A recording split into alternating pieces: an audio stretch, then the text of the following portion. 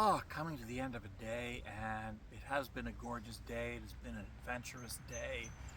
And yeah, just on the way to come down here to the water, I was accosted by a 3-year-old who came around the corner into the stairwell and said, "Are you gonna marry my mom?" And I just stopped and looked at the 3-year-old, and her mother came around the corner and said, who are you talking to? And looked up at me. And the 3-year-old just looked at me and looked at her mom and said, "Look, I found someone for you to marry." And this little 3-year-old was just absolutely beaming with pride of her great accomplishment of finding, yes, a husband for her mom, who I think was probably about 25, 26 years old, and definitely looked like she had been put through the ringer at some point recently for a long time. Yeah. There was a time when I would have gone into full rescue mode and been the knight in shining armor, all chivalry and heroic, and saving her from whatever was making her miserable. And yeah, would have wound up sleeping with her, etc., etc. I've gotten too old for that shit. I'm almost 60. I can't be playing those games anymore. But this 3-year-old was so enthusiastic about this. She had found a complete stranger, and she was going to play matchmaker for this stranger and her mom. And so yeah, I'm still confused by this. Like, what the actual fuck was that? Seriously. But yeah, anywho. Yeah, so that's how things go sometimes. And let's be honest, stranger things have happened. Oh yeah, stranger things have happened. So there's always that.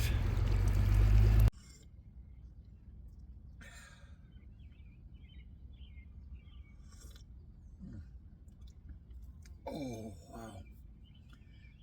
Oh, and here I am again, back on the balcony. Oh, to get to our topic. I've once again stumbled upon more young earth nonsense, and this time somebody wants to understand how humans evolved hearts.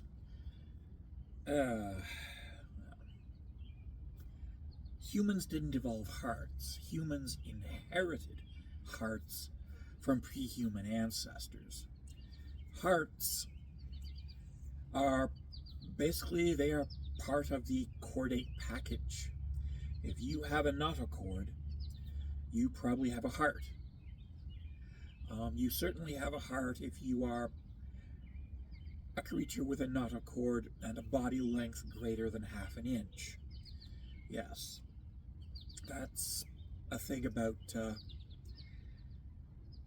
chordates, is that it's something we've had for well over 500 million years.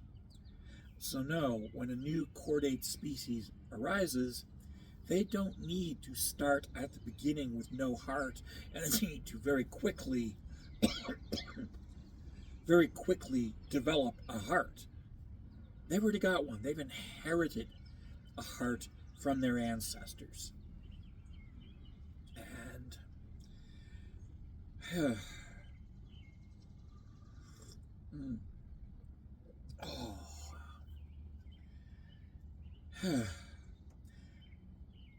I don't understand how creationists can possibly consistently fail to understand that features are inherited. Features are carried over from ancestors. I don't understand how they don't get this. I really don't. It's so incredibly frustrating. And yet it is something that I deal with every time that I find myself dealing with young earthers, I find myself dealing with the fact that young earth creationists do not understand even the most basic and rudimentary aspects of biological evolution. Heredity, inheriting things from your ancestors, inheriting features from your ancestors.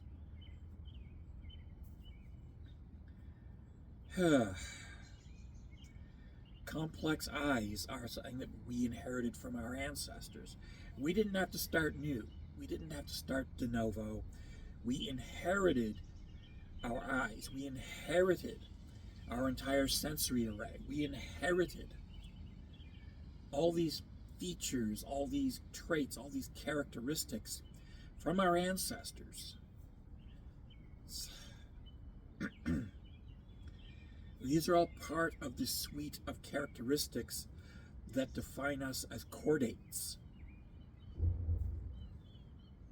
So if you're a chordate, you have inherited all the chordate features, including a heart. Oh, yeah.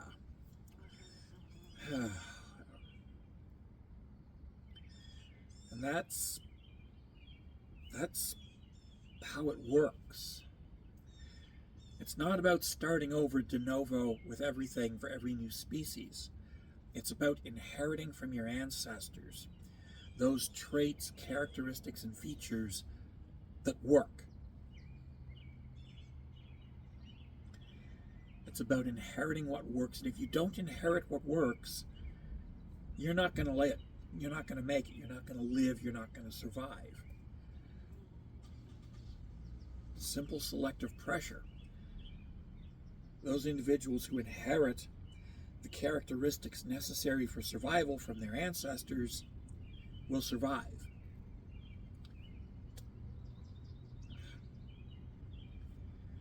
How do young earthers not get this? I don't know. I really don't know. But they do definitely seem to have difficulty with it. Anyways, yeah. Enough about young earthers. They're just way too frustrating.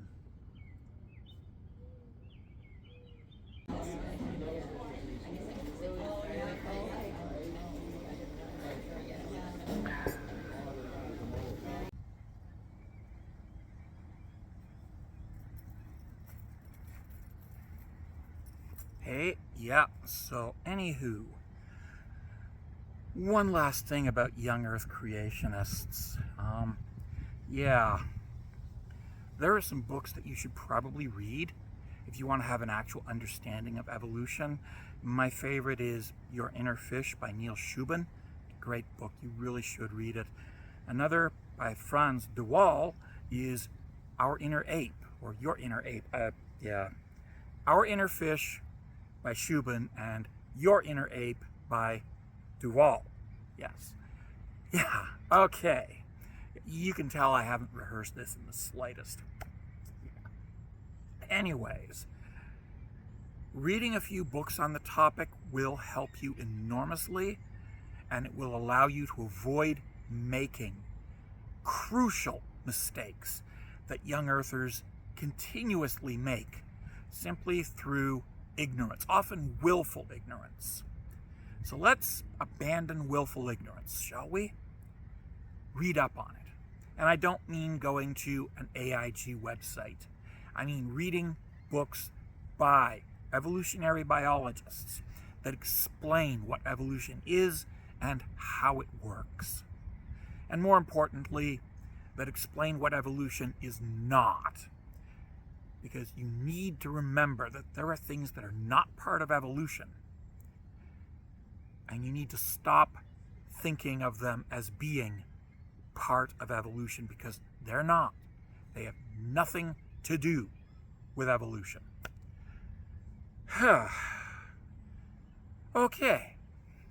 And with that out of my system, well, take care, be well, stay safe, love yous all. Ta-ta.